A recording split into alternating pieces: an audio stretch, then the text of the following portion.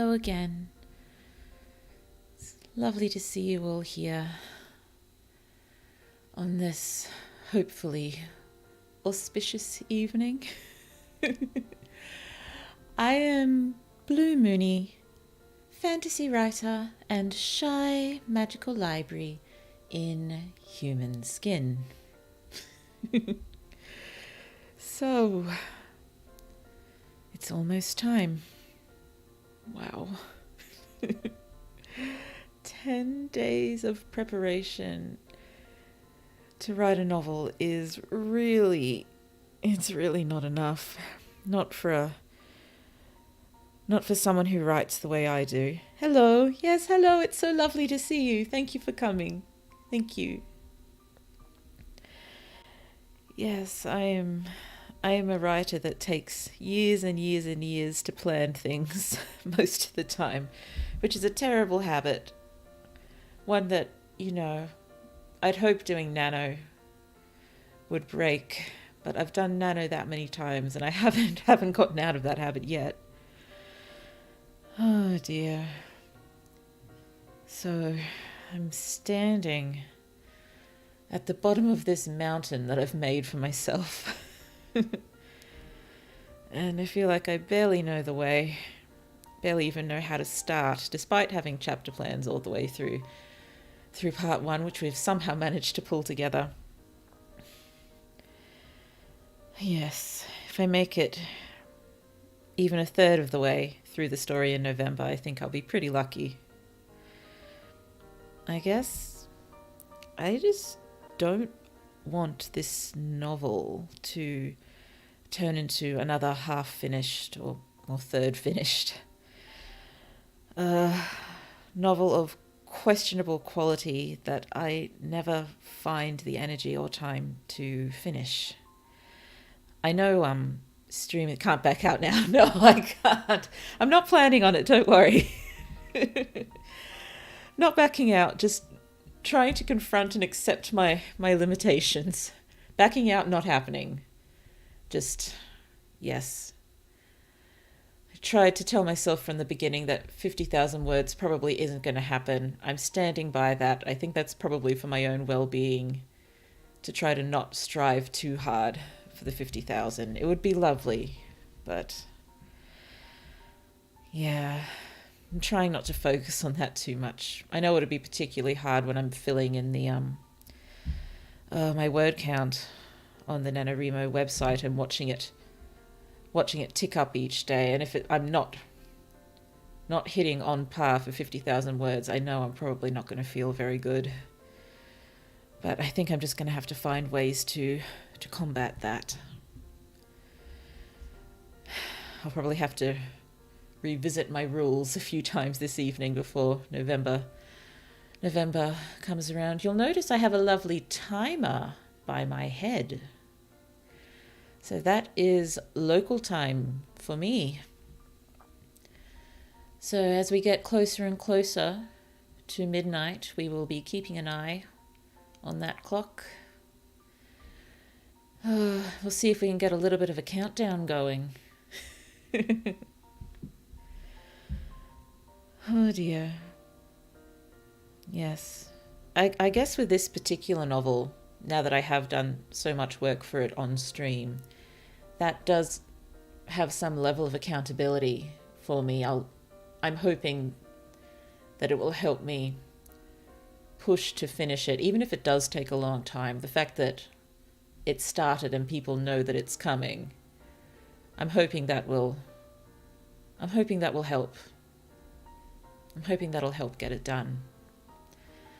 And I've been having nice little fantasies about finishing, getting second or third or fourth drafts to a level that I like, or maybe even just getting a second draft to a level I like and then finding, a structural editor, a developmental editor, and hopefully one that doesn't charge too much, one that poor Blue with her limited resources would be able to afford. And get a more professional opinion than mine on how the story's going. Get their opinions, rework the story, get some line editing, rework the story again, get some proofreading, actually go through the full-on editing process that I'd love to do. So that's another incentive to try to keep this to a more reasonable word length, because the longer it is, the more expensive editing is, sadly. Understandably, but sadly. Editors, they really earn their income. They put up with a lot from what I've seen. Oh dear. On an unrelated note, I think I've done something to my back. Not from sitting and streaming, because it's my lower back. It's a little odd. I don't normally hurt my lower back. It's normally my upper back and the shoulders that are protesting. It's not terrible. I can definitely sit. It's just present slightly. So hopefully that won't interfere at all with our writing plans for the next few weeks. I imagine it'll probably fade away into the night. Well, I'm hoping it will anyway. Oh dear. So, as for plans for tonight, I think, well, I'd originally planned to sort of bounce through characters and world building and planning and whatnot to just fill in a few gaps. But I think I'm going to mostly stick with possibly not even chapter planning, just trying to do a much more detailed sequence of events for part 2. At least a little of the way to. Lifted something the wrong way for a prolonged time. I'm not sure. I don't remember doing any particularly strenuous lifting, besides the small one, I suppose. I don't know. Well, it's not bothering me too badly anyway, just a slight tweak now and then. Let's turn down our lovely chat music for now, and let's get the rain going again. There we go.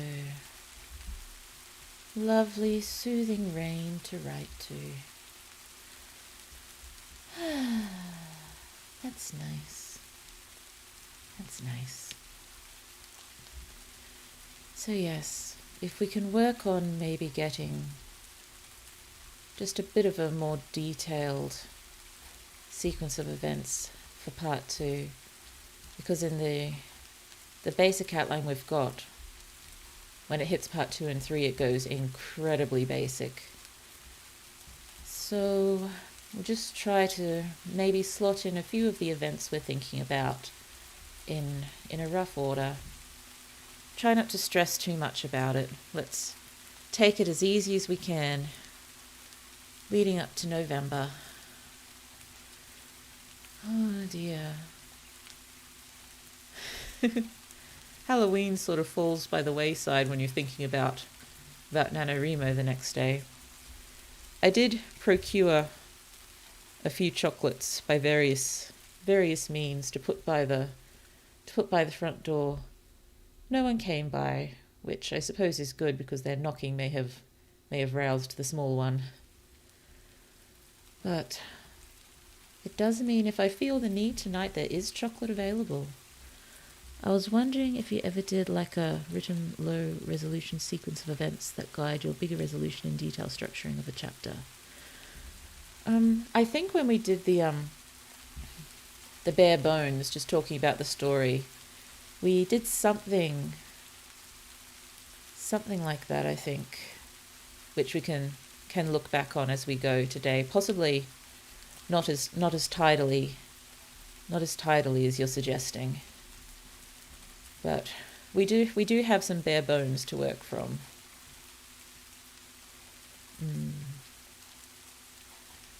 Yes, but perhaps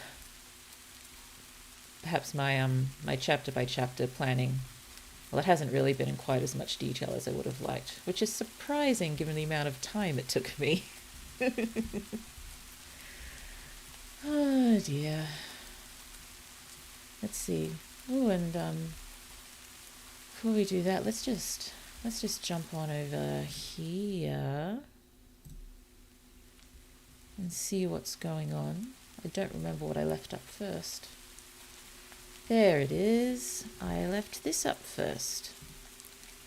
This is my NaNoWriMo page. Hello, hello. I am still Blue Moony over here. I remain a fantasy writer and shy magical library in human skin. But here is my working project. The working title. I like it. I don't know if it'll stick around as a title forever, but at least the working title, Fate at the Cellular Level. And here is my 10-minute Canva placeholder cover. I have never studied graphic design, as you can probably tell. But it's nice to have a cover up on the page. Maybe a little bit motivating. Yes, it's nice to fill that space with something slightly more related to the story. There it is anyway. Again, when the time comes to hopefully get a real cover done, I shall do some research and hopefully find someone who can, I'd like the idea if a cover artist could actually read some of the story to get an idea. I know they're very busy people. I suppose I'm mostly just hoping that, because I guess I have difficulty conveying what I would like on a cover. A lot of the time I'm not really sure because, zero graphic design skills. No idea what would be sort of appealing to someone browsing a bookshelf, whether physical or digital. Yes, another nice thing to think about, getting a nice cover done, which hopefully can help serve as further motivation. So this is where we will be, hopefully, assuming I remember at the end of every stream, this is where we'll be bouncing over to fill in the word count. And we can watch our graph go up. Seems all right. That reminds me of my presentation covers back in school. Definitely got that vibe. Oh well.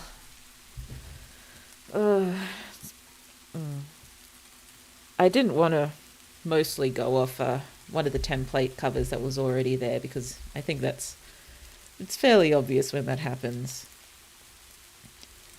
And in all honesty, I'm not really huge on having pictures of people on the front covers. I think I'll make an exception for my main magical project, because I'm hopeful that those covers will wind up being in an anime manga style, and one of the main characters gracing each cover in the series. That'll work. For this one, and for most of my other ones, I don't think I really want people on the cover. And people wind up on the covers of books a lot.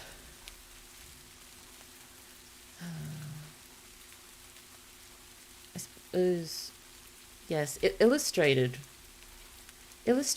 I'm more okay with.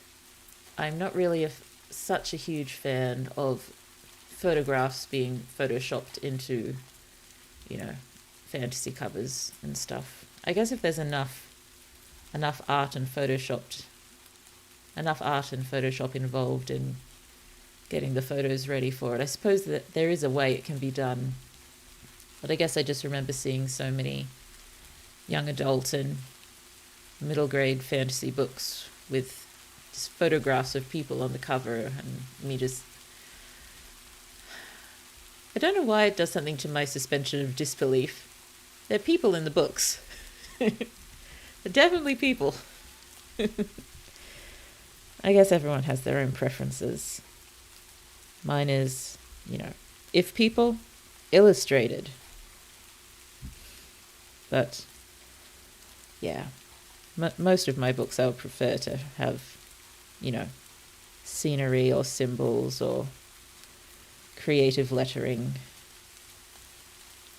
For my other dystopian series a few years ago, I did design a cover on Canva that I actually like and may actually stick with it. I'd probably get a few people's opinions on it first, but it's really simple and I think it's reasonably dynamic. Possibly I'd take it to a graphic designer and see if they could maybe ramp it up, make it look like I didn't do it in Canva with zero skill, as opposed to potentially doing it in Canva or another program with a lot of skill. So yeah, I think I'd mostly stick with that design I did for that story. I like it. It makes me smile even just thinking about it. Occasionally I wonder if I could take that design and use it for another story, one that's more likely to be written first. But I think it sort of belongs to that story. I don't want to take that away from it. Oh dear. Would you look at that? The stream is going smoothly again.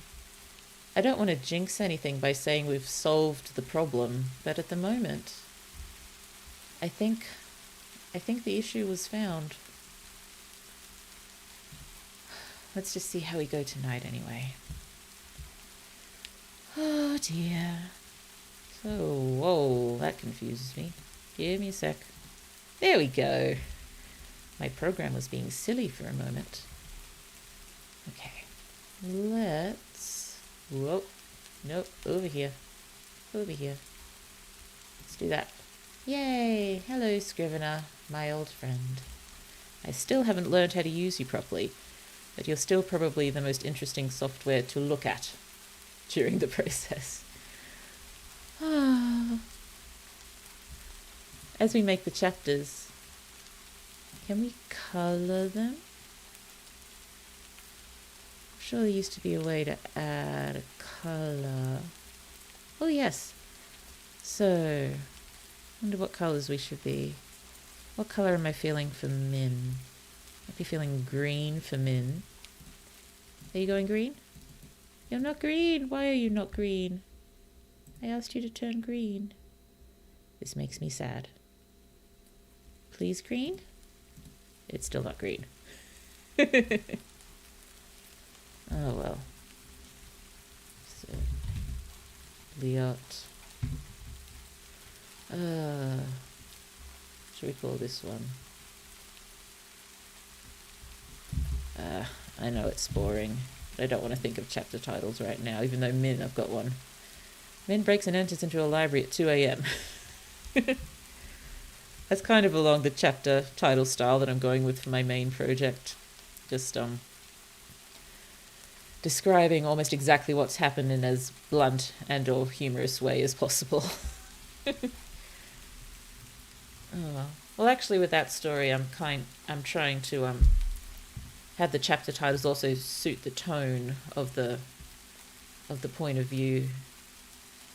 So maybe this style won't work for Min. I suppose she can be pretty playful, so maybe it works. For Liot, they'll probably have to be a bit briefer. Are you sure you don't want to turn pretty colours? Let's try a different one. Label.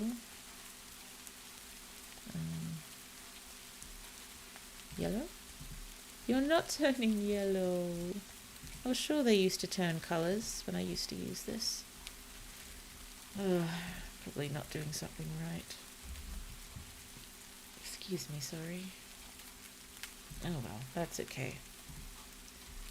That's okay, but we're not going to be looking at these right now. Although, one important point for chapter 1, given that's what we're going to be jumping into in about 2 hours, is in the original plan, I was having it as an outer city library. Not one exclusive to chosen ones, but still in the outer city. But And I think I did that so we could sort of get a bit of a look at the outer city and how lovely it is, and have a nice dramatic moment climbing over the sort of tiered terraces. But I don't think Min wouldn't break into that library. Min would break into, you know, a nearby library that, you know, during daylight hours it's perfectly acceptable for her to go into that library in daylight hours. So yeah, so I guess that way the first time we get the real hit of what it's like for the chosen ones will be Liot's first chapter with them. I think that will work better. And Min as well, you know. I know she's willing to take risks to achieve her goals, but I don't think she wouldn't take that kind of risk. And maybe that's another reason why Citra is a bit annoyed with her. You know, if you're going to break into a library at 2 a.m., at least break into one where you can learn something useful, sort of thing.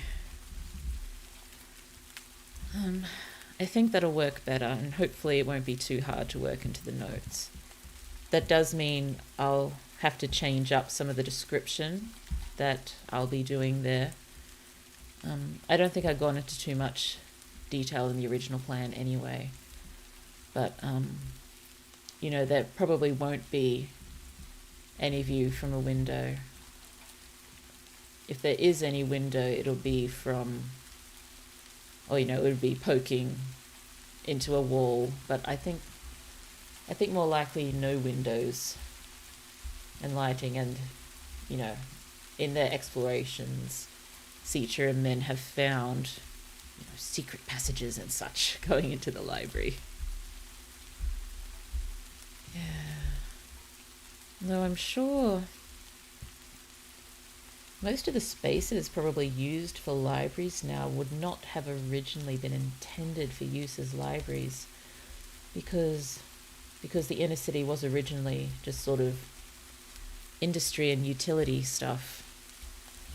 So possibly it could be, you know, an old small warehouse or something converted into the local library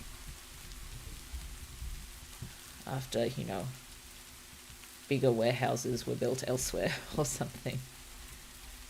And maybe that would explain the reason for passages and all that. It originally had a different use.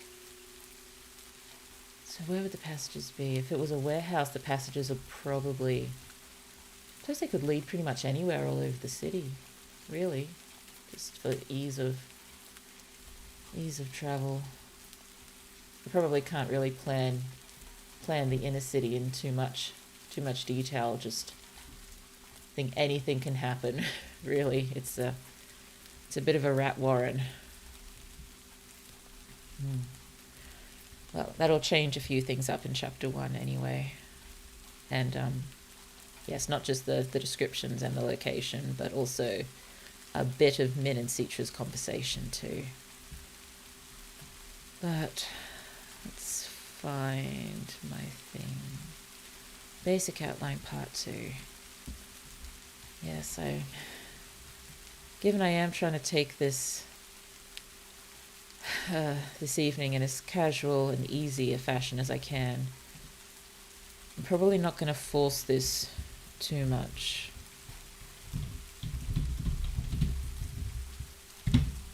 Because, you know, already feeling slightly ill and don't want to feel iller or more ill than is necessary coming into November. Warehouse and maintenance crews with passageway to the depths of the city. Yes, that'll work well. So if they can use that to get, you know, deeper into the city, and then they can meander more safely back home from there, less likely to be found.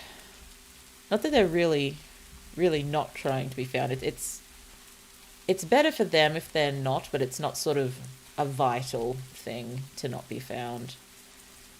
I kind of don't want a curfew to be there, because maybe that way, if, you know, around end game when things are going south, if they stick the curfew, a heavy curfew on, you know, everyone's going to know everything's going south. convert it into a library. Yes, I think going with the warehouse should work, and that way we can, describe what it's like and how all the old warehouse shelves, not originally designed for books, but converted using, roughly made inserts to get more shelves in there. And, well, I suppose technically since, it's an inner city library, there wouldn't be too many books. And maybe the warehouse itself has been divided up for multiple uses. So maybe not just the library, but maybe there's maybe also a public gathering space, and a few other things. Oh dear. I feel like I should write this down, but I don't really feel like it. Hopefully I'll remember, and I'll throw them down really quickly in the chapter, and they can count towards my word count. So, warehouse, passages leading all through the city, but specifically probably leading, you're right, yes, down into the bowels of the city where the where trucks are loaded and unloaded, and from there we can get anywhere else a bit more safely. And yeah, that's also good sort of foreshadowing and setup for the escape, because it does actually show how well Seicha knows the city and how she just has everything mapped out. It is mostly Seicha who's good with the city. Min has always come along, but Min's usually been distracted by other things. And she's very interested in knowing how this all works, but it's not sort of mapped in her brain the way it sort of is for Seicha. Yeah, isn't it common for community libraries to have a small recreation space for kids to play? That would be sweet. Yes, that would be lovely. Yeah, maybe even a playground. And we can get, the playground in the dark sort of thing. Which, could seem quite creepy, but I think Min would also find it rather peaceful. And maybe there's, maybe she's put a few plants in pots and stuff around to simulate an outside, and there's just a row of bookshelves or something separating the reading space from the library. So it's like having a library and a park together, and yeah, this is probably most people's favourite place. I feel a bit silly that I'm thinking this is probably their neighbourhood library, but they have to go all the way into the bowels of the city and then pop up again somewhere else, just to be safe. Oh well, maybe Min can comment on how silly it is in Seicha, Silly, yes, but better safe than sorry. I think Seicha would appreciate the silliness of it, but also, better safe than sorry. There's also like small podiums with stone seats. Maybe. Yeah, so if it is kind of like a combo library and park, and you mean like a performance space? That'd be a good idea.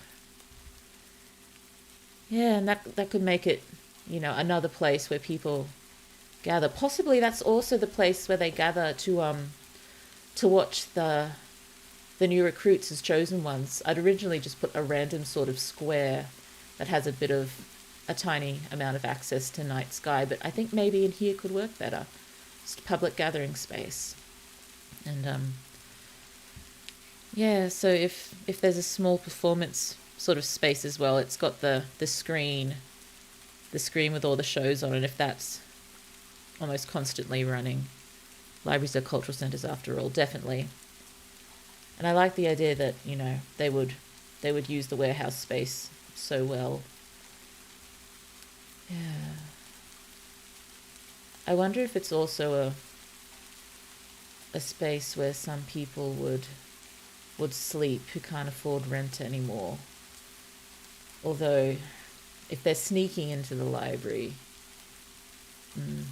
yeah, people probably aren't allowed in after a certain time unless there's special events. Although technically, There's no real security besides patrols, but I guess patrols are really deterrence enough a lot of the time.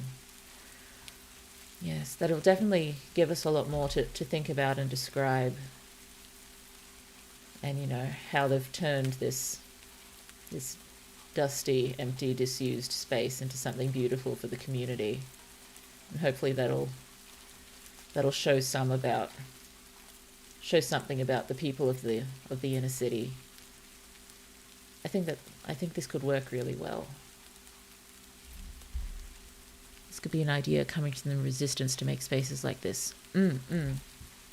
It could be, but that probably wouldn't come out until part 2, when maybe Citra's talking a bit more about the resistance. Or, you know, just small things that they can do to help. So I'm wondering, probably wasn't officially sanctioned to be used as a library, at least. But not officially sanctioned, possibly frowned upon, but not really intervened with. Possibly that's another thing that could start happening in part 2, when people are getting stirred up a bit after hearing about Min. Possibly they try to shut down the libraries. Given, the stranglehold on education, they've got that seems something they would do. It's something they would do in a situation like that. Shut down access to information. Well, information that they don't want them to have. So I wonder if, Traus and his mates were sort of putting together, sort of like information booklets on stuff that's going on and hiding them in the libraries. Maybe. Well, that's a good thing to think about too, because I've been wondering desperately what to do in the first chapter of part 2. It's a Liot chapter, and it's just the only word I had down for it is chaos. Chaos. So, yes. Oh dear. I'm so sorry. I just have to pop out for just a moment. So sorry to do that so soon into the stream. But just have to run off for just a moment. I'll be right back, sorry.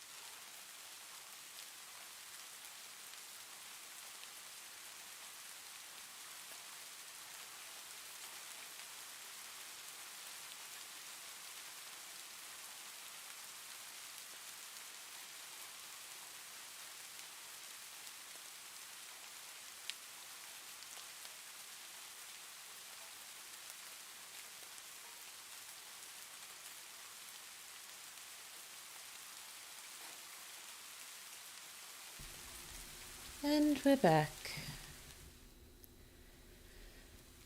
Oh dear. Thank you for your patience. I have returned now, ready to desperately try to think of what to put in this chapter. I don't think they'd be quite up to shutting down libraries and gathering spaces just yet. But yes, a big one would be the gathering spaces, stopping people from gathering in numbers of too many, because we know that's been done, so it's definitely a precedent for putting that in here. Oh, welcome back. Thank you so much. I feel welcomed. I feel welcomed. Yeah. A place where I used to live, there were signs up when you entered different suburbs of the town saying, welcome to this suburb, welcome to this suburb. And every time I passed one of those, I think I did say, thank you, I feel welcomed. So, yes, I do say that in, daily life. That is something that I say. Oh dear. So yes, I don't think quite in this first chapter in part 2 we'd be at the library and public space closing. So let's just make a note down here a little way. So again, I've got my fingers on the wrong point of the keyboard. That's the problem. There we go. In the chapters. Show libraries and public spaces in the inner city being closed. This would probably include the gathering space by the cliff obstacles.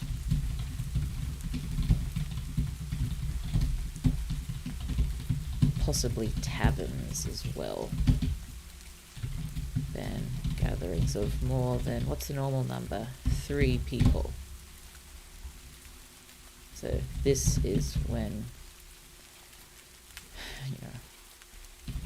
rumors about Min and potential of, fighting the power are getting out of control. Oh dear, I'm feeling a little something in my lungs. I'm hoping it's not a cold. That would be a bad way to start off November. Excuse me, sorry. Of course, I'm itching a bit more to get to outlining all the Min chapters. But I should probably try to put a few more things down. But this is an important thing that will happen fairly early on.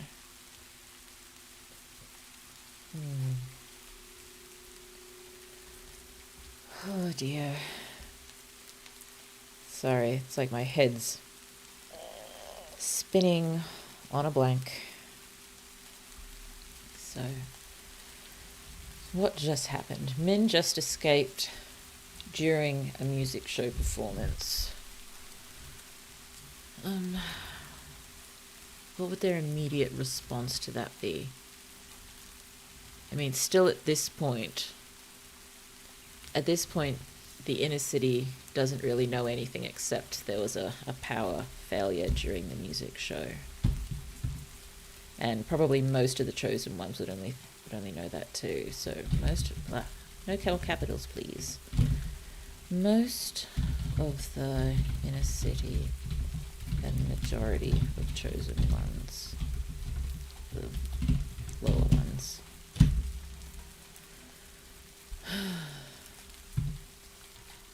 only know that there was some kind of power outage during the music show. The, important chosen ones, and would they tell any of the kids? I don't think so. So, lower ones and younger cohorts. Younger being, 30 and below. So it's pretty much just the government and the researchers and everything who know exactly what happened.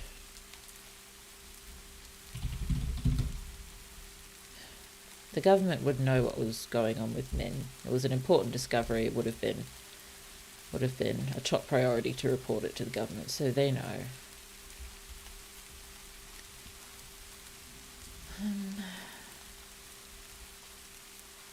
Which means that the politician who wants to start a faction for Liot would know all about Min already as well. Possibly his guardian wouldn't know yet. He might be brought into the know somewhere here. Oh, hello.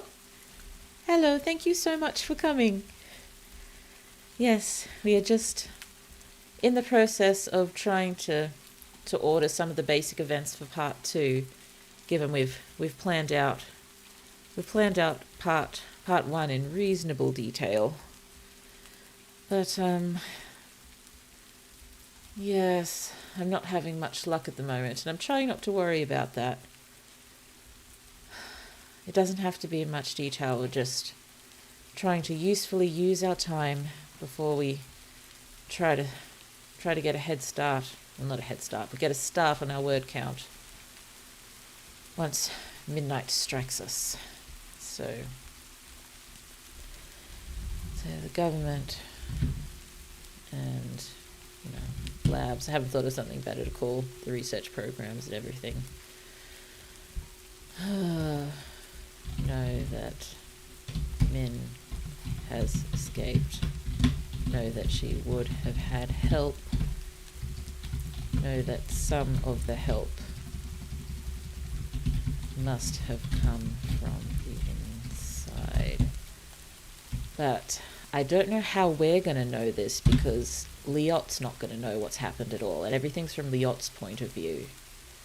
And he still hasn't been brought into the know about what's going on with Min or Traus or anyone. So it's from his point of view.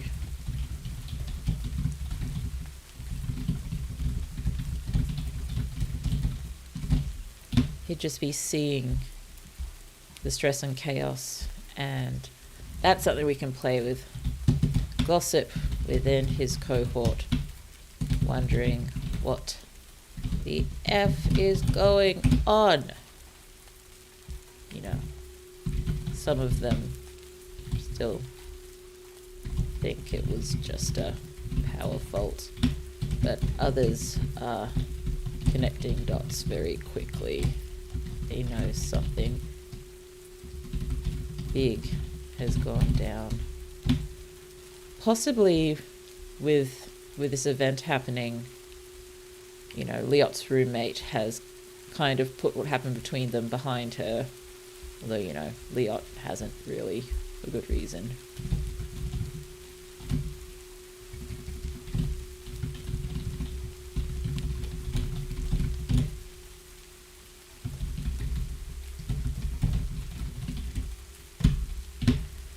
So you can get conversation between them about what's going on. Because if we want Liot to be talking about this with anyone, really, it's got to be with the roommate. He's not really talked to many other kids. But yes, he's going to have to talk to Traus and Faye and Greener about it. So, yep, talks to Traus, Faye, and Greener about it.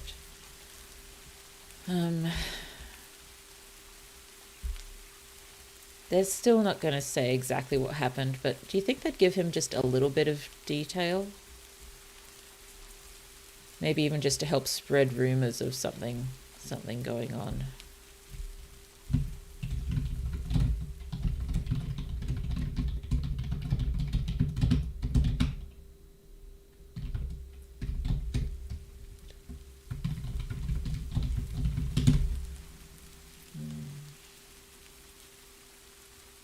Excuse me, sorry.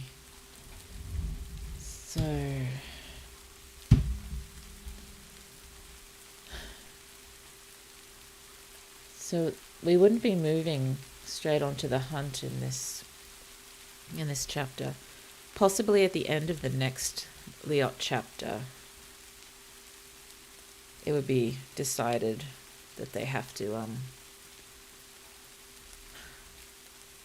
no, because they do want to hunt down Min. Possibly they're just sending people after her, not the hunter yet, and not having any luck at this point.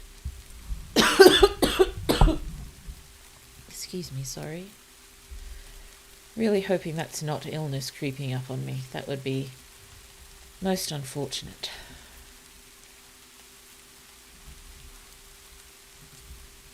Maybe telling Liot that hurt/saw, soldiers deployed.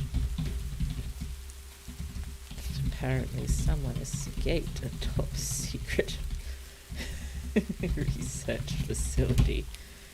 Liot has done, what people doing imprisoned in research facilities. Trouse. Yes. How's Dodd?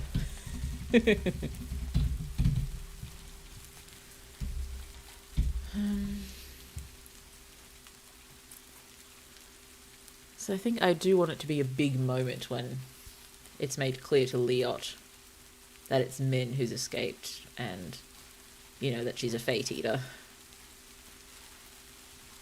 And I'm guessing they'd probably want that done live on camera to get his reaction.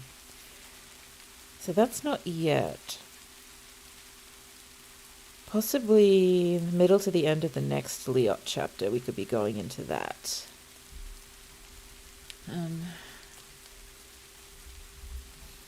This is a bit of a cop-out, but more stuff. Or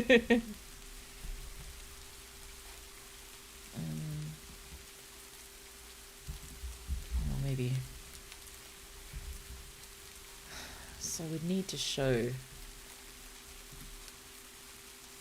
How do we show the rumours sort of getting out among the inner city when we're not actually in the inner city? And they don't show anything from the inner city on TV. Possibly they'd show news and say maybe a few things that happen in the inner city, but they don't really want most of the outer city knowing that the inner city is starting to twitch, I guess. How do we show rumours about Min, what she can do, her escape, and what it could mean for the cities? Getting to the inner city and starting to, for want of a better term, rile people up.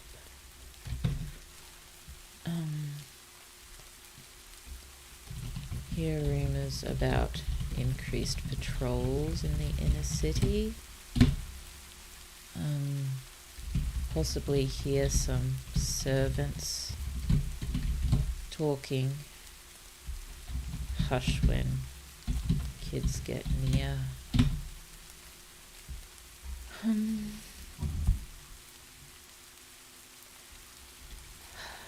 Possibly even at the end of the near the end of the chapter, maybe have Trask just sort of say outright, he has it on good authority that the person who escaped can do this, because that'll really that'll get people in the inner city talking about it. There's no real need to be subtle here. Except, people may want their source. Liot says it's Trouse, then Trouse has to say where he heard it from. And then he'd have to admit to, spilling important research secret sort of things. So how are we going to do this? Trouse is tidier than that.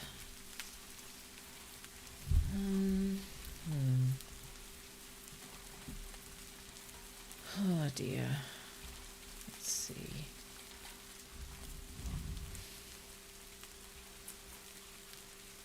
So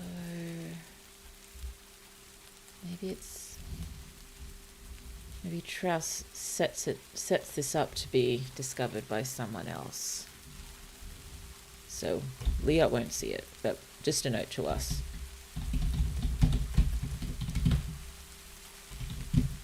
Sets it up so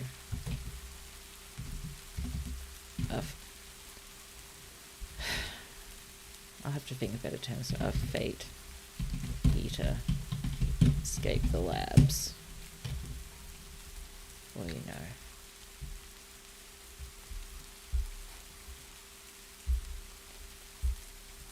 I think of the best way to put it to have the most impact. I mean, this sounds the most dramatic looking at it, but people might not really get that.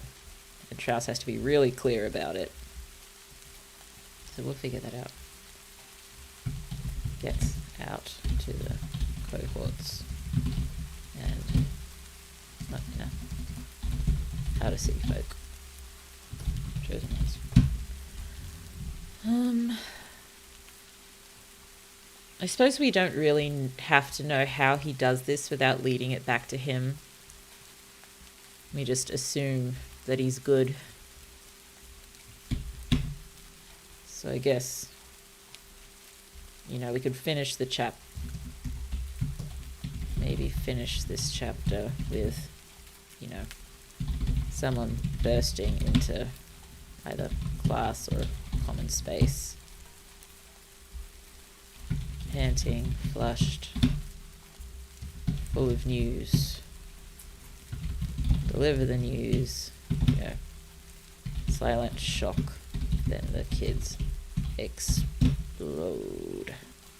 Not literally, with talk and noise.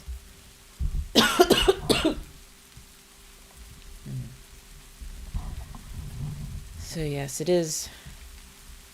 The Resistance wants to get everyone talking about this, so I guess they have to take the time to arrange it so it gets out without rousing any suspicion at all. So I think it can take a chapter. I don't really like entire chapters being sort of filler stuff. I think need to think of one sort of larger important event that can happen here, that all of this can happen around.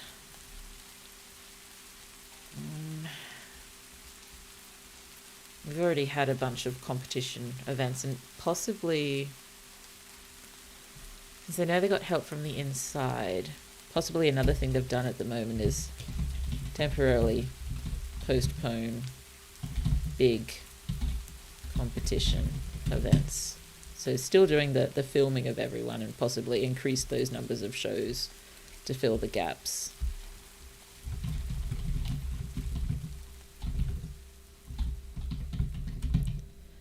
But just until they sort of find the mole. I am sorry about all the coughing. Wasn't really expecting it. Oh dear. It's more related to lungs, I think, than throat. I'm not sure water will help, but water will certainly not hurt.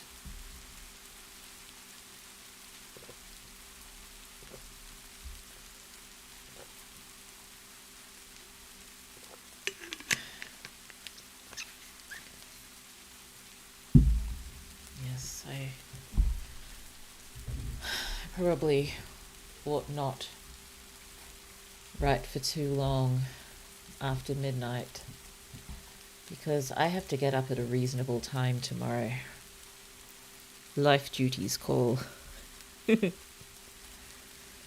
And I have been useless in the mornings for the past week or so, which, my small one is being very sympathetic about, but it's not really fair to her.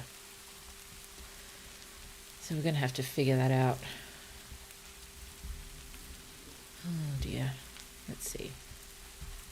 So what was I putting we need? Whoop.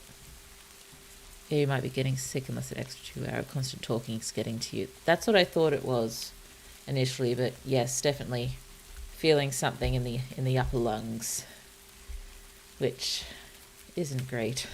Oh well. At least if I'm getting sick, I'm probably even more likely to pay attention to my rules of do not aim to win, aim to write.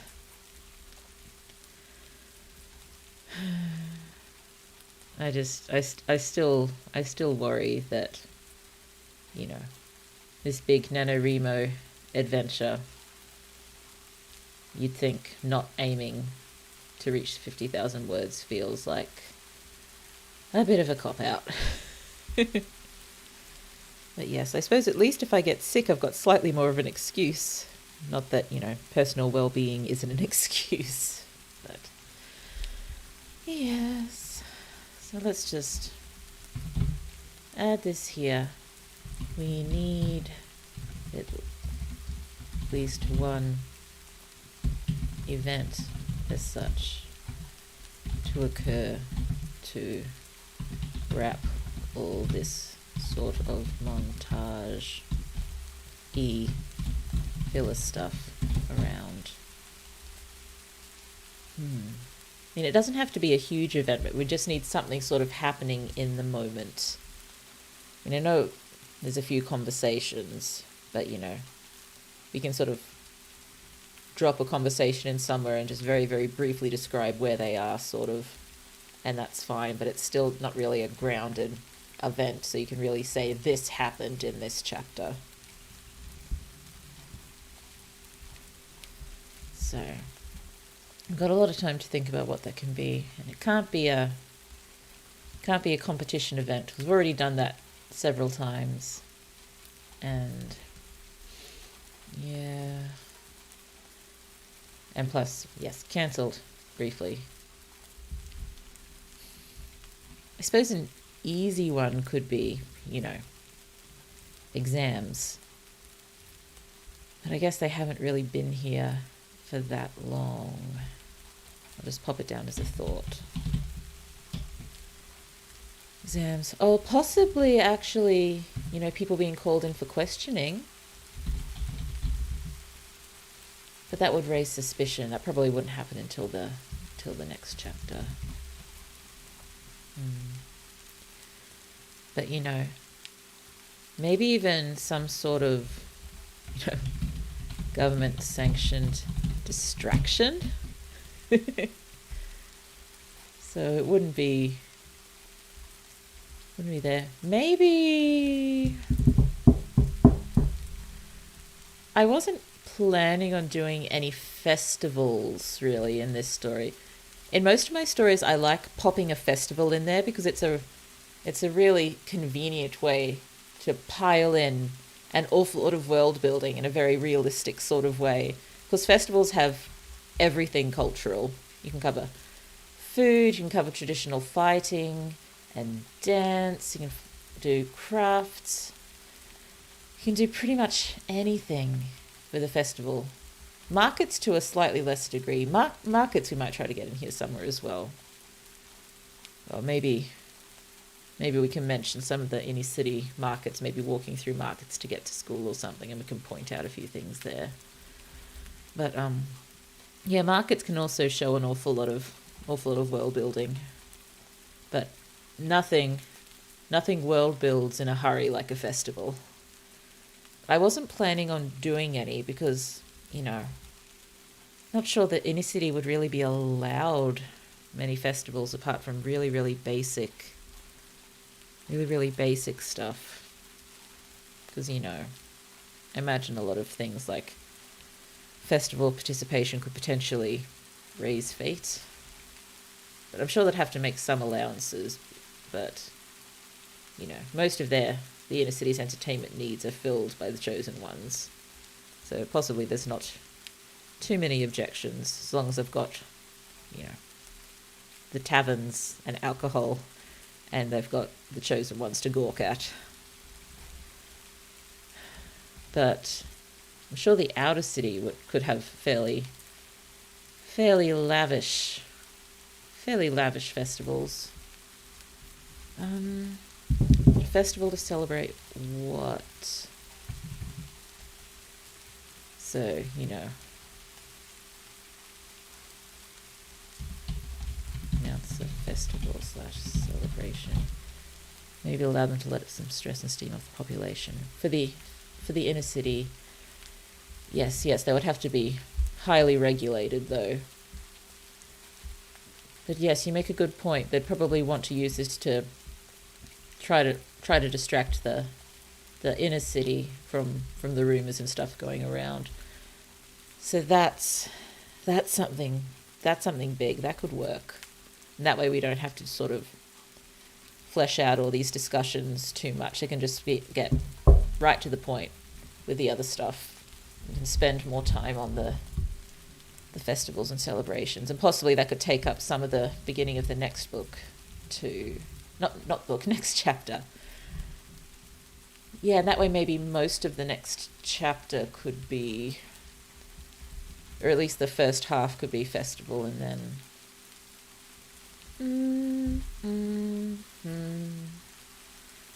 how would be the best way to structure this?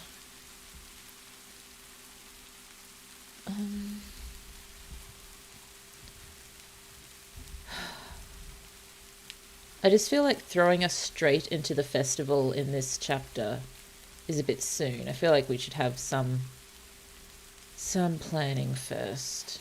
And I suppose we can have 2 chapters before there. Let's just keep thinking about Liot for the moment. Let's not jump back and forth just yet. Let's try to get the first few Liot chapters together. So maybe, first 3 to 4 Liot chapters. And we can organize, split it up between the chapters as we reach them. I'm so sorry. I've been thinking a little bit more about how writing this story will look after Nano as well. And although I may not write it on stream as such after Nano, I may keep going trying to do the intense chapter planning on stream, because again, I doubt we're even going to reach this part during Nano. And so we can keep doing this style of planning afterwards and doing writing streams along those lines for a while until we get the rest of the story planned out, and then hopefully I hope I can be trusted to go off and write it on my own and be able to give it all the thought and time it needs. But yes. Okay. So now it's festival, celebration. We do need to give a sort of reason for it, so I keep thinking it's sort of got to be Trouse related, because he's the favourite. And everything is about the chosen one, so Trouse related. Well, either that or Liot related, actually. Like the, I don't know, maybe to celebrate the founding of his faction or something? Or celebrate that he's a contender to be the ultimate chosen one? A Liot-centric celebration? Because we know, of course, Liot would just love that as well.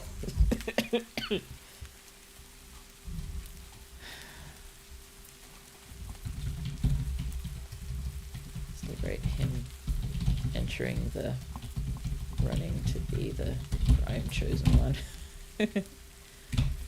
Either that or a Trouse-centric celebration. For whatever reason. Maybe it's his birthday. I don't know. Something to think about. But celebration for, well, outer and inner city. Not many celebrations in the inner city for reasons, but want to use this as a distraction. Festival where factions have friendly competition as a display of their prowess. That could work, yes. That could work. Although I am wondering how this will work when they have the I've got the big competition events temporarily postponed.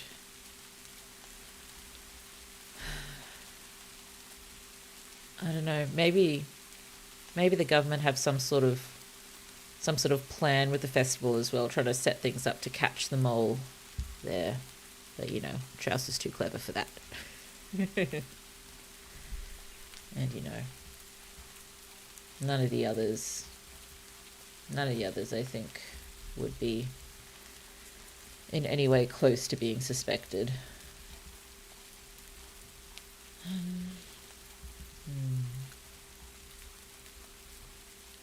So let's throw that down here. So another potential aim of the festival is to lure the mole out into the open. The yacht doesn't know this, but can be mentioned at a later point.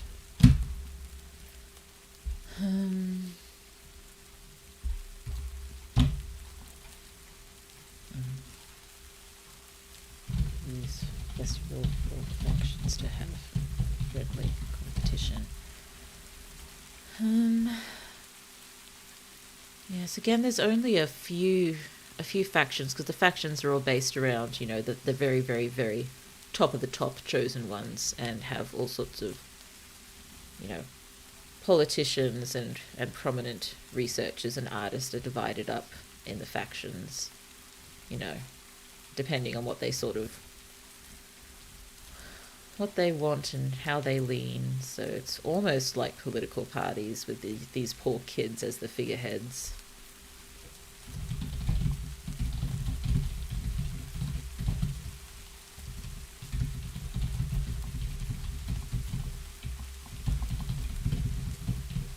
And I had been thinking that Trouse's faction was the only one with the younger chosen one, that any the other factions, the figureheads of those ones are about to actually, enter the workforce as such.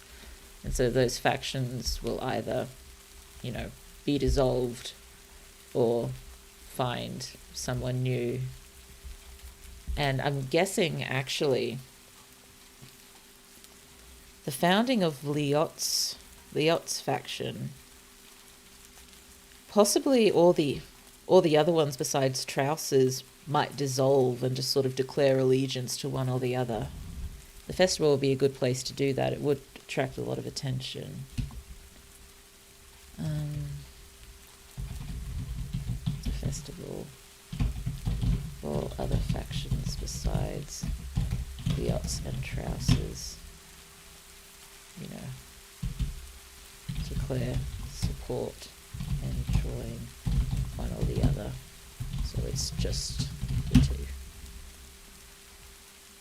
And probably would include the support of the former figureheads of those factions.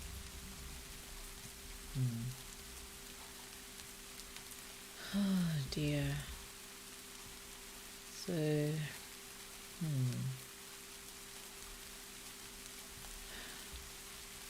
Sorry for all the silence. I'm trying to think. I feel like Winnie the Pooh. Think.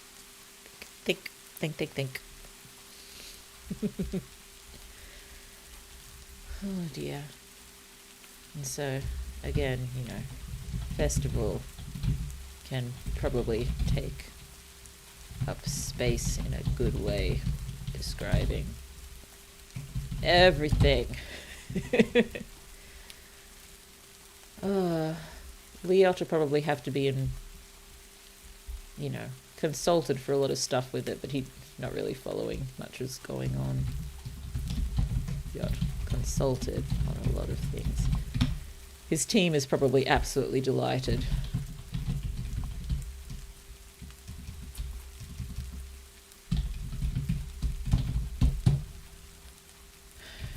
Very busy. Let's see. Possibly this is a good time to hear some stuff with the Guardian. I'm not exactly sure what, but I feel like we're not really showing enough of him. I guess we don't really have to, just make where he does show really count. But he would have to be a part of the faction, being the figurehead's guardian.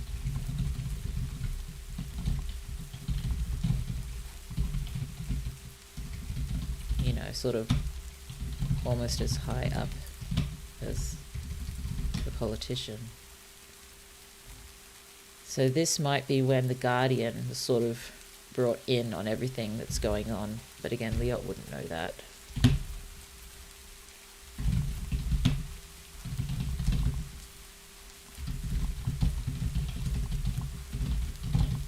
So maybe he has a bit of a change of demeanour around Liot. I can't spell demeanour.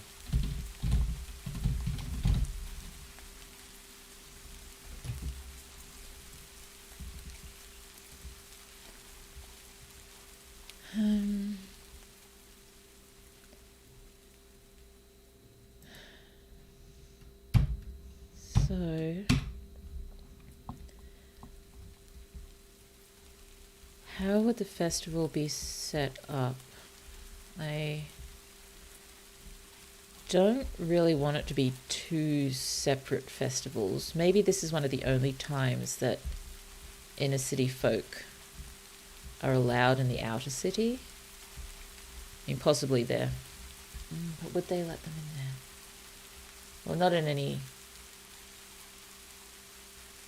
specific places, just in the big halls that are like the streets and stuff. So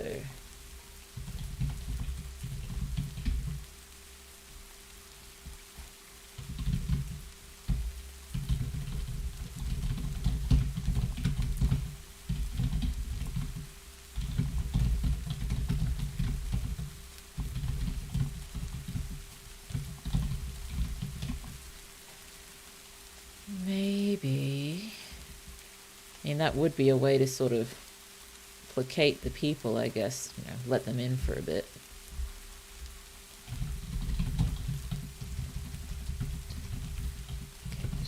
Distract the people. But we all know something has to get out of hand at the festival.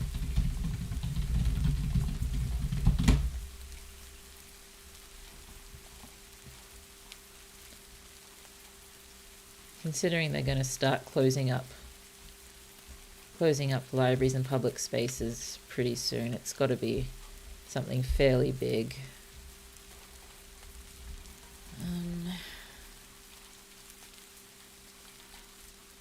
Or maybe that's when, because Trouse and his people have discreetly disseminated information to the inner city. And so maybe a few people have just found it and they know exactly what happened. And maybe, you know, they hear disturbances and, you know, just sort of see a bit of a riot, and, you know, they don't know what it's about. Liot is probably hurried off for his safety, sort of thing, and maybe that's when they're in the common space after having been evacuated from the festival, and one of them rushes in with this news that they heard. That could work. And we'll still have to figure out more what's happening with Liot with the festival. All I'm seeing right now is, you know, in the film A Knight's Tale, when they have the jousting set up and there's the big stands in front of it with the special seats for the lords and the ladies. All I'm seeing is, you know, a setup like that. You know, everything inside, because pretty much everything's inside. Although I suppose a lot of stuff could spill out onto the terraces. the balconies, whatever the correct term is for them, for what I'm thinking. Yeah, I'm just seeing that set up with Liot, you know, being mostly forced to sit in the Lord's seat for the whole time and observe all these, all these performances and everything. But, you know, gets to sneak away at one point to have a look at the real festival. I'm guessing that's when something gets out of hand. So, we got stuck in the VIP seat watching performances, etc.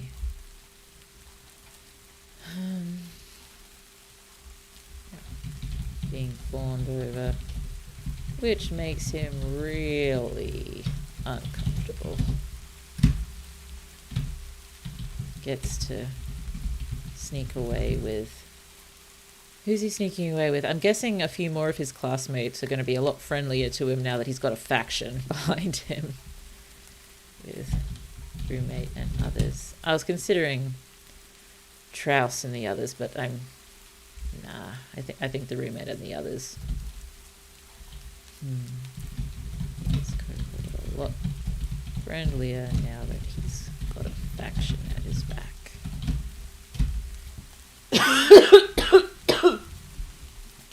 I'm sorry. Should I try to think to mute the mic before I cough? It's not jarring or anything.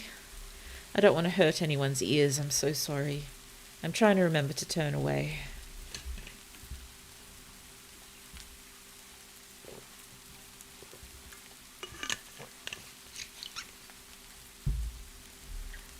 Okay.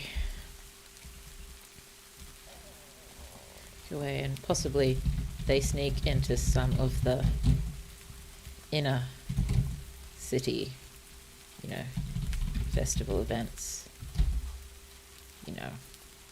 chosen ones like the idea of, awful term, slumming it,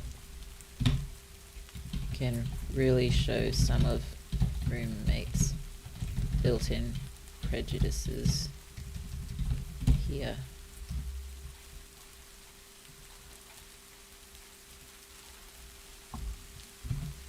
I don't know. Maybe show them sort of relaxing. Her prejudices relaxing a bit, sort of, opening up a little bit, watching some dance. Maybe she has a, initially tense but then nice exchange with a vendor or something.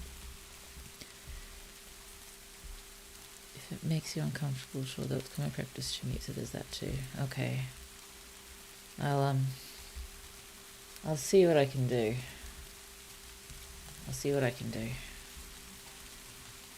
Let's just try that.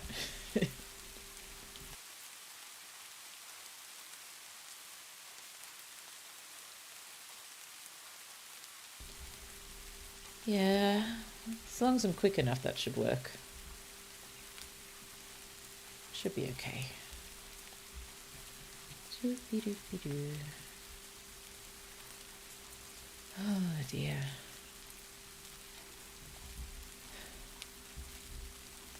Okay, let's try to keep getting some ideas down. Okay, so they can see the things start to get out of hand. They're in the inner city when that happens. So I don't think they go straight away to the inner city. Go to some other outer city events, stalls, etc. first, then sneak up to the inner city festivities. I can't believe I managed to get a festival in here. I was 100% planning to not do my festival thing in this book.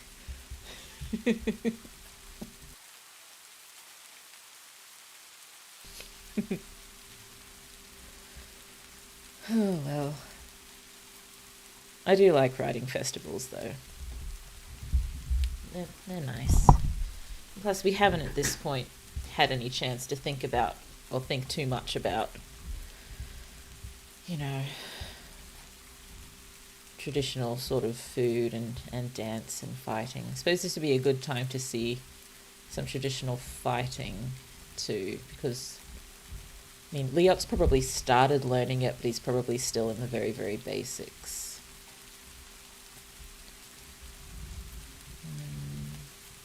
Let's see. Traditional fighting, or any fighting, dance, etc. Do we think there could be delegations from other cities invited?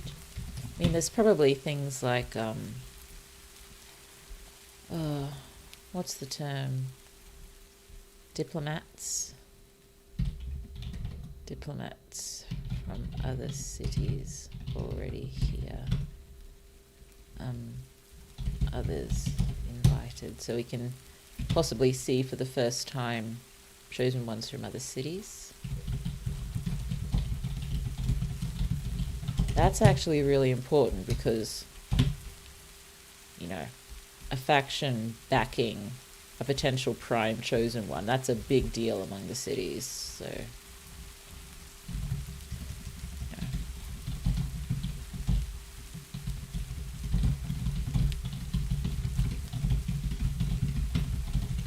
They'll want to get a good look at the kid.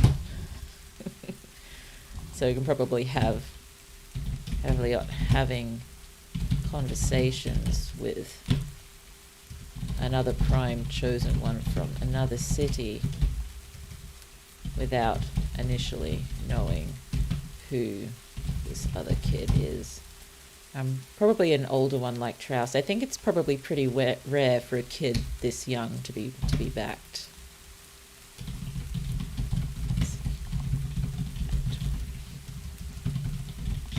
Definitely got the notice of the other cities.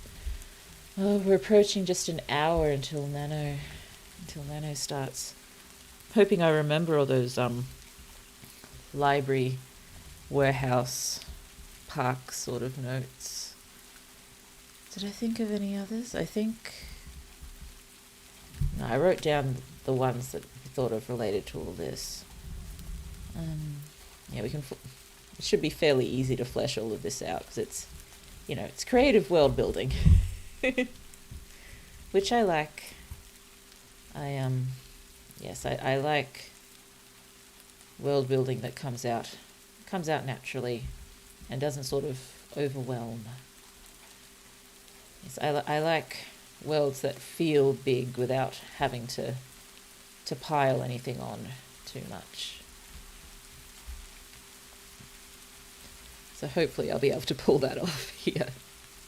I think I've pulled it off in my main project. I'm really, really hopeful I have. Oh dear. My eyelids are already drooping. It may be a necessary thing once this is over to reevaluate the best time for streaming.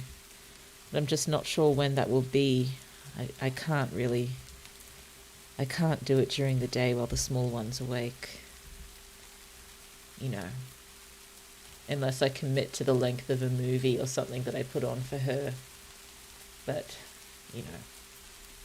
she's very young. She calls me every few minutes for something, so it probably just wouldn't work. I suppose I could potentially, pick a really casual game and experiment sort of with streaming during the day, seeing it would work. I wouldn't be able to have headphones on, but I don't think that will present any real issues. Maybe it's worth experimenting with. I mean, I'm sorry, I'm not sure what time everyone else would be in if I started streaming during the day, but I think that's definitely something I'm going to have to experiment with after Nano. I do have this this Thursday, down for doing some writing during the day, and that will be possible. I have arranged things for the small one so she can be taken care of for some time during the day on Thursday. So we'll have 2 streams on Thursday. Well, it's my Thursday anyway. One in the morning and one at the same time in the evening. So with any luck, we'll get a lot more done on Thursday this week at least. I'm hopeful to do it on the other Thursdays as well, but cannot be sure at this point. Oh dear. Okay. Yeah, so we can get some interesting sort of diplomacy-like things here, and maybe for the first time sort of start to realize one of these kids is expected to, take over the whole canyon. I don't know what's so good about the canyon. It's just a canyon in the middle of nowhere. Oh, I'm so sorry. My mind was elsewhere.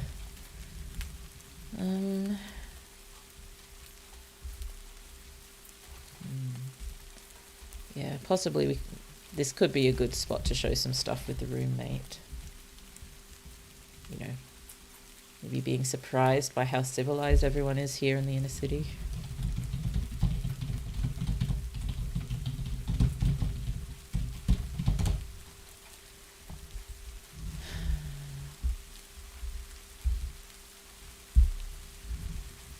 Possibly they're, sitting down. Down on the side of the road. We say road in all of these. They're closer to corridors. I mean, the outer city is entirely indoors.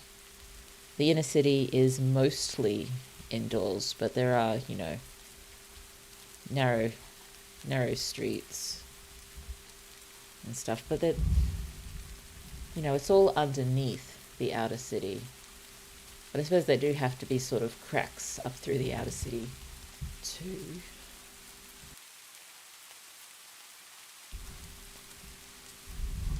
Yeah, so there'd be...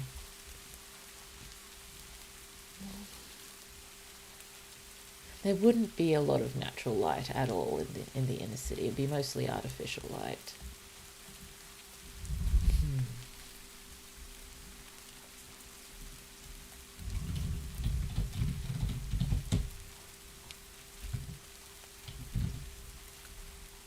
Corridor, but with a very high ceiling.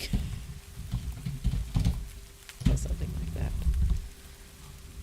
And start to hear the disturbance.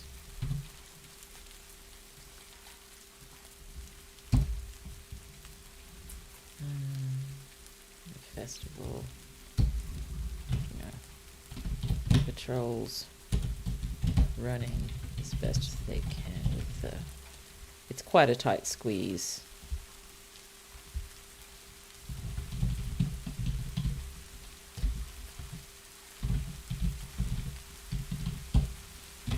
And kids, some curiosity would try to approach, or some of them. Leot's not really among them. He's probably, backing away.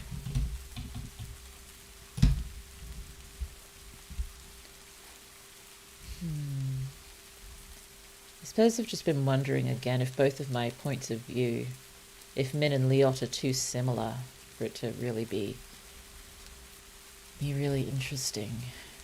I don't want to change the points of view, but I'm just wondering whether I should amp up a few aspects of Min's personality to just make them more distinct, because they're both reasonably careful. They're both quieter sort of people. They both have a lot of fears.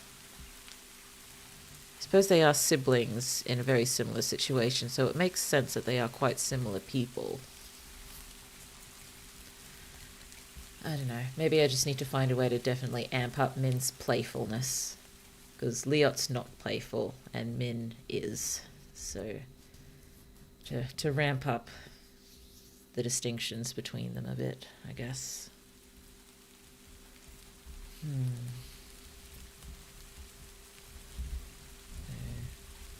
walking away.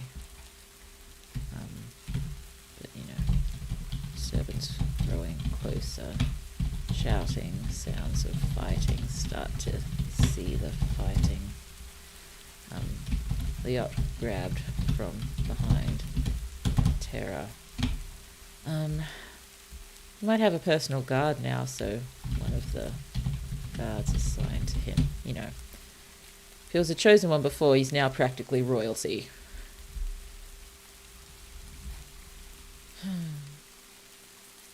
So I wonder if, there's special weekly shows on the Prime Chosen One candidates. That's just another thing to throw in here. As another thing that can start taking up time, and that's what they can sort of turn the hunt into, sort of Liot's first sort of, in inverted commas, solo thing is, going with this fallen chosen one, a chance for her to redeem herself, a chance for, Liot to confront his sister who is trying to bring down everything, sort of thing, and turning Min into the enemy and Liot into the hero for the sake of ratings, sort of thing. Oh, sorry, bumped the microphone. Excuse me.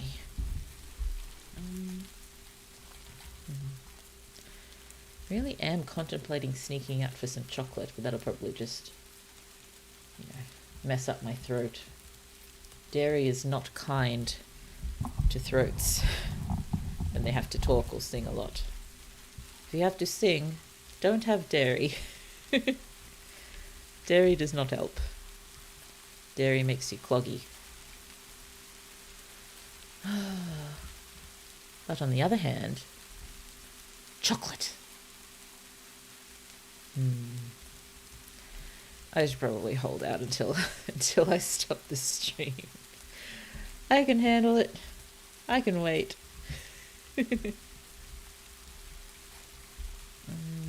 So what did I want to add up here? I can just go randomly around here and I'll find the right place for it. So yes, is there some kind of, separate ongoing show special for faction, bigger head, Prime, Chosen One can be dates. That can be what the hunt is turned into. While on the hunt as well, it's not like Liot's really participating, he's just there so he can put on the big act and stuff when they find Min. They're not really expecting him to do anything, they're just kind of shaping it so it looks like he does. The poor kid's 12. He is going to turn into a good strategist, and possibly, I do kind of want him to have some interesting ideas, but, it's not like he's actually trying to help the hunt. At the moment, there's, trousers in his ear, helping throw the hunt off. So somehow, the show people need to creatively edit so it looks like Liot is helping a lot when he's actually, doing his best to throw them off. Not obviously, of course. Can't do that.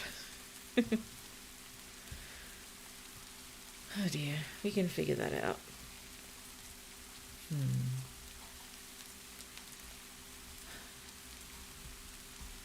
So I'm going to have to figure out so much, how I'm going to get so much of the hunter in there, because she is a really interesting character, I hope. And I definitely want her to have enough time.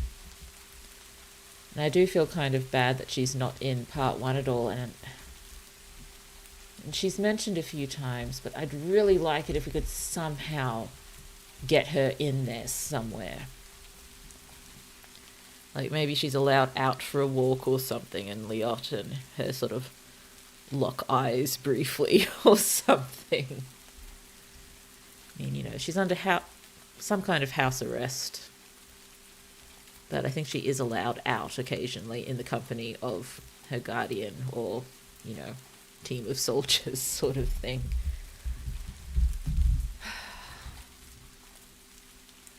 I really kind of wanted to be there. Let's just throw that. I'm not sure how much good it'll do me now that I've got the chapter plans down, but let's just put that at the top of stuff to include. So every time I jump over to this part, I will see it first thing.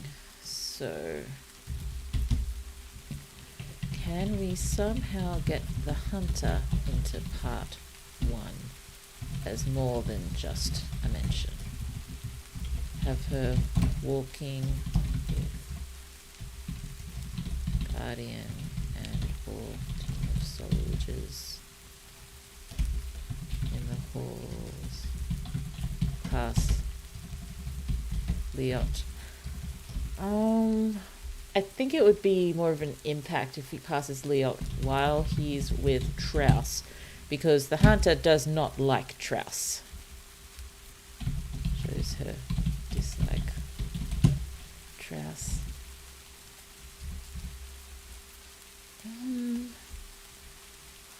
Now how could we do this? Well, possibly let's move this down for a sec. So pass Liot, eyes, look briefly. She seems to dismiss him and move on. But Liot was waiting to meet Trouse there. Trouse arrives. The hunter tries to ignore, but can't help herself. I wondered briefly whether Trouse would say something vaguely antagonistic, but that's just not Trouse. He'd possibly spare her a look and then just keep talking to Liot.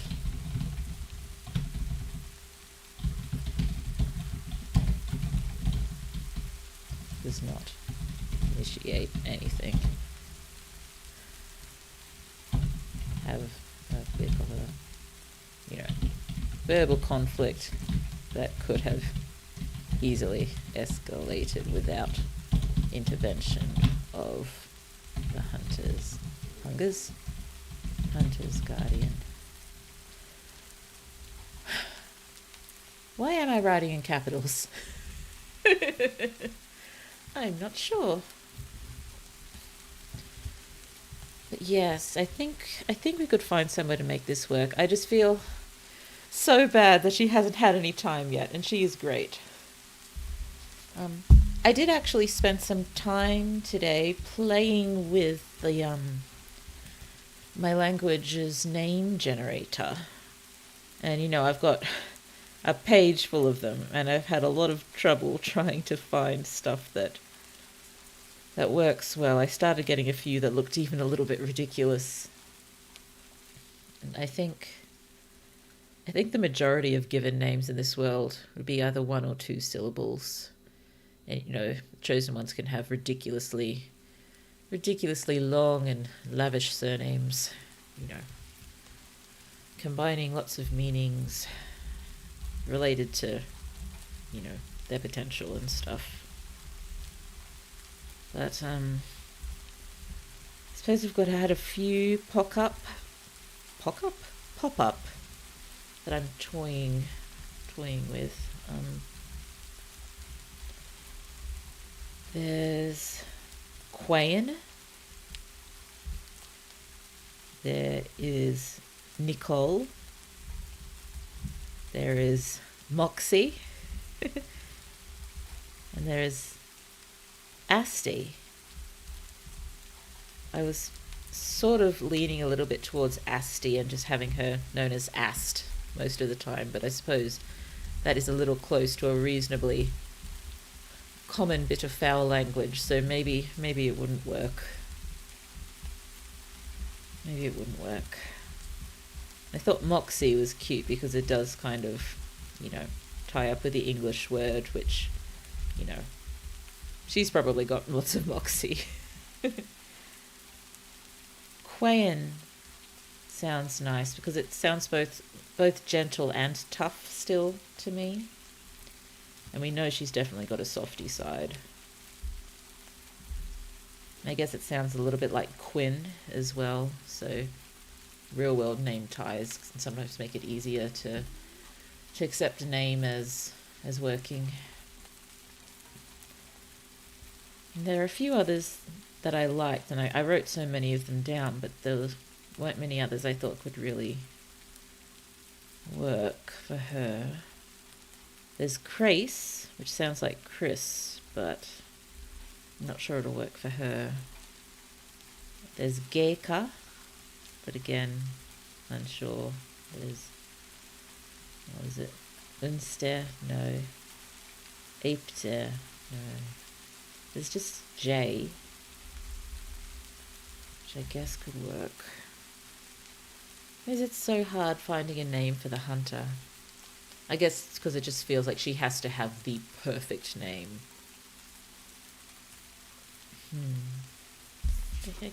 Yeah, there's a few on this side too, but Kutso, Tios, Frauso, Quell, Wake, Into. The random name popped up Sesa, and I'm wondering if I'll go with Sesa instead of Sace, and maybe Sace was a nickname. Because that way the three of them would have been Min, Citra, and Sesa, which is cute. I'm still not sold on any name for the hunter.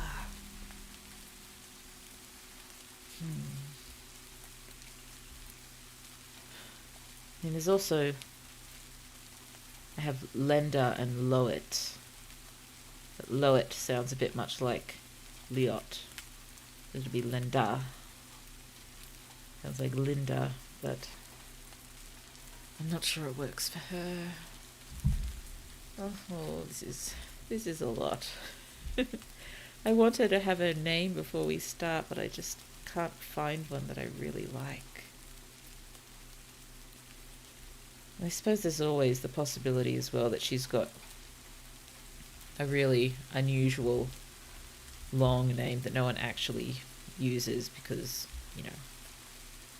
people don't take the time to say a really long given name.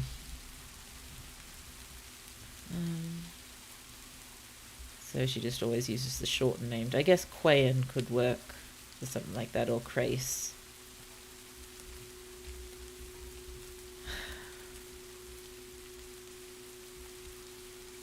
I just don't know. Nothing is jumping out. This is aggravating. I don't think I've had this much trouble naming a character before.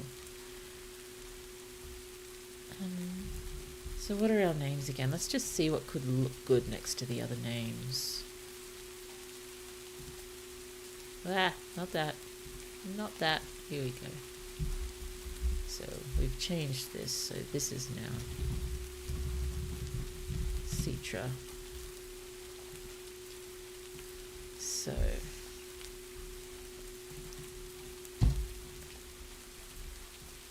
So I didn't want it to be Lalaya anymore because it just didn't feel right.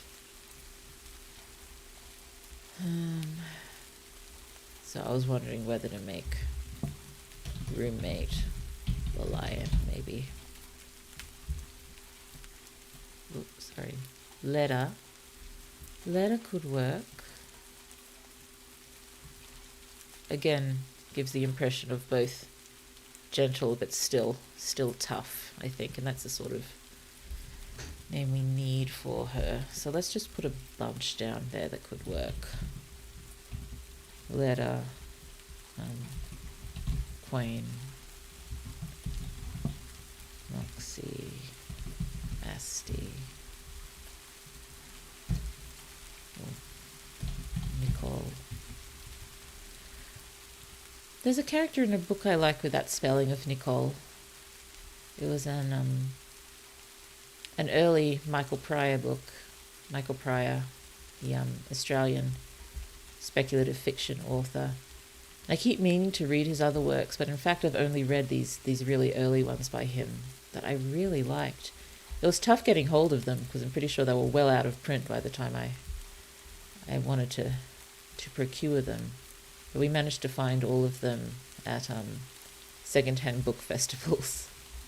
We even met him once and got one of them signed. We had to say, no, we are not this person whose name is written in there. This is a second-hand book. I think he seemed quite pleased that we had them because, yes, very, very early works of his. He was a lovely gentleman too. Fine top hat. Okay, what other names go down here? Maybe Grace. I'm not sure about this, but I suppose Pax is also an option if it is a shortened form of a much longer name. Oh dear.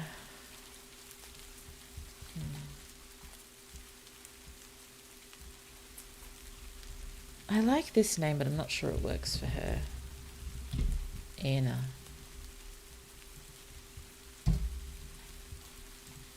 So what do we think of all of these? You know, just sort of looking at them in the lineup of names. You know, if all of these names were sort of read out in a row, which of these would sound best with it? Because I think a lot of them could work. Right, it wasn't Keris, it was Chris.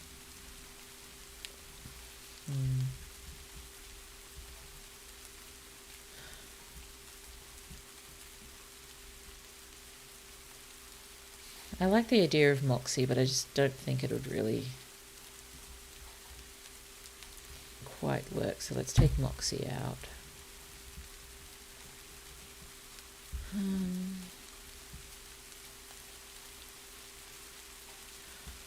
Leda, Queen, Musty, Nicole, Grace, Pax, Anna.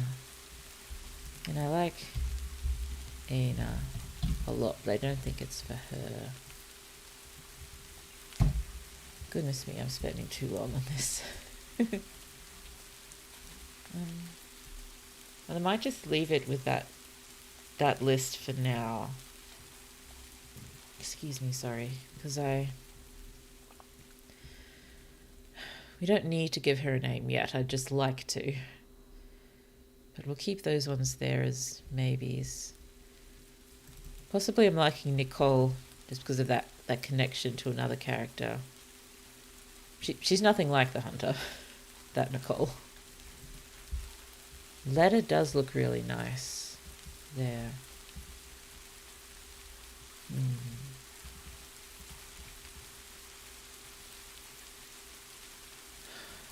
Okay. I'm going to try not to worry about this too much more. There's a list of potential names. Oh dear, where are we? We had really had stuff to include there now, but let's just put it back on the basic outline. So let me finish writing these notes. I'm so sorry.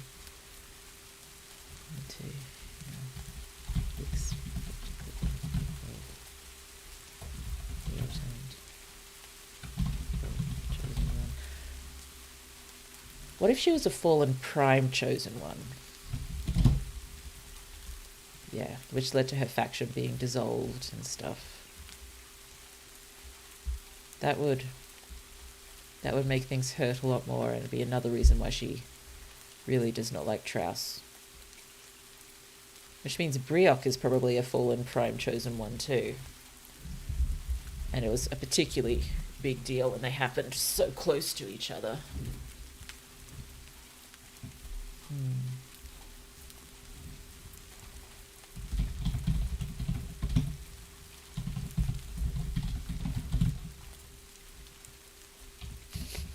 Beautiful that is. Min? I just see her with the... Oh, if anyone's seen the anime Martian successor Nadeshko. I can just imagine now.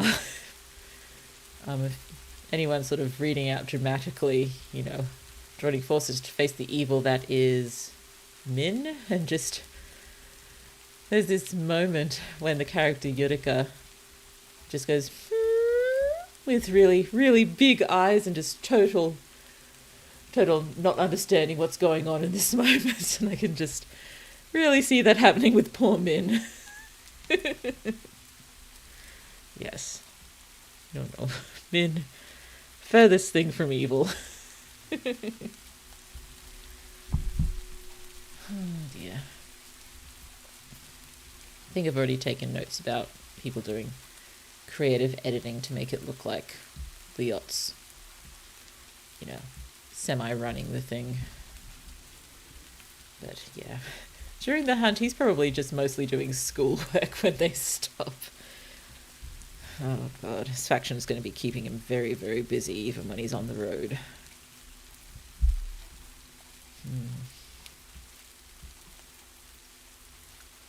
Probably be going all out to keep him as comfortable as possible too. Why am I hungry? I ate plenty of food. We are approaching half an hour until we hit Nano.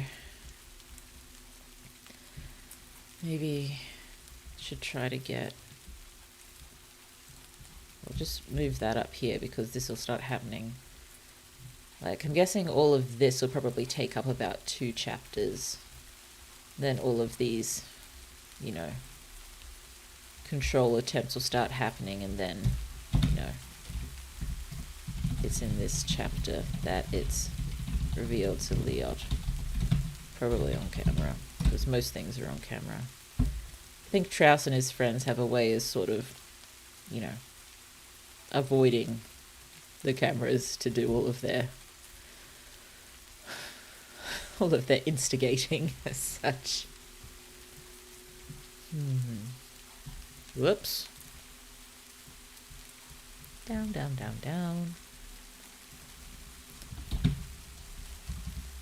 But it's Min who escaped.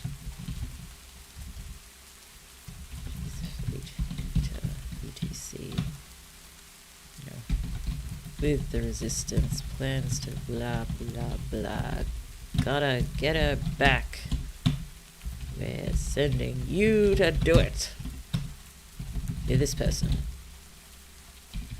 Make friends. But I do want to show the, approaching the hunter in her house arrest and making the sort of deal. It would be the politician probably doing it, but I want Liot there, so politician and Liot and various others go to,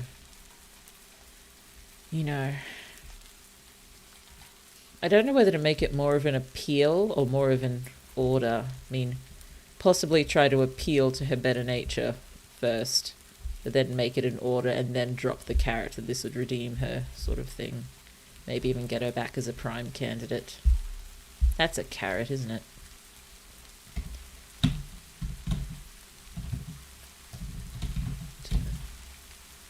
To track Min down.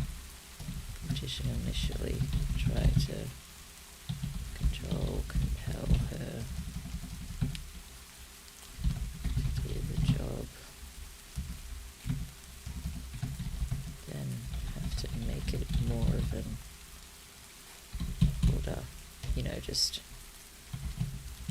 casually phrase this like you've got a choice.